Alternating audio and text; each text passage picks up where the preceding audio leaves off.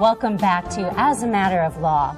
I'm back here again with my co-host, Robert Comator, and also our next guest, Gary White. Welcome, Gary. Thank you very much. Pleasure to be here. Gary, it's been a while now. I think you first walked into my office about 5 years ago talking about your disease, and we filed a lawsuit on your behalf, and I'm glad that you're still with us to talk about this.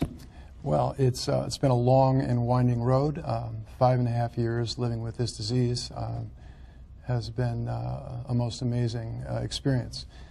As you know, I was diagnosed 5 years ago and saw doctors up and down the East Coast, and really basically the disease was quite progressed at that point, and nobody really gave me more than about 6 months to live. But I had the good fortune to encounter a team of people at Columbia Presbyterian in New York City, where a young surgeon of extraordinary skill was willing to undertake some surgery, and during that first surgery removed a 14-pound mass from an abdominal cavity, and that began the long, strange road of treatment that has ensued. How did you know that when you were first discovered with this type of mesothelioma? Well, I'd sort of been complaining for about 2 years to my general practitioner about some general sort of abdominal discomfort. And quite honestly, they really didn't know to look for it. It's a very rare, very unusual form of cancer.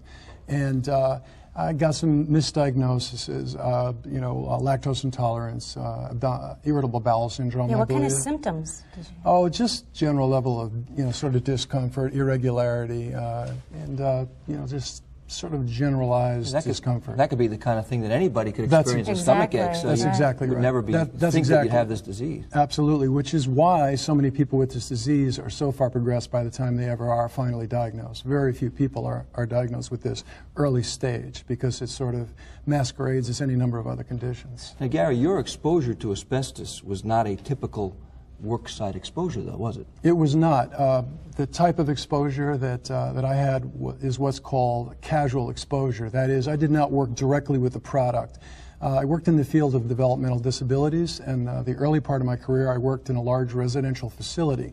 That facility was constructed in the 40s, 50s, and 60s and had many buildings on the campus. And that environment was actually laden with asbestos.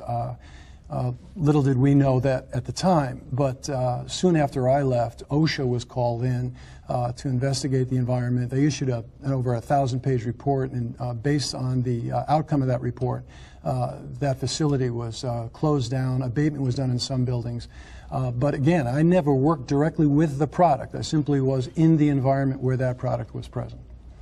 Was it difficult for you to figure out that maybe it was working in this building that Absolutely, absolutely. But as I think you know now, with mesothelioma, it's a one-to-one connection between asbestos exposure and the disease.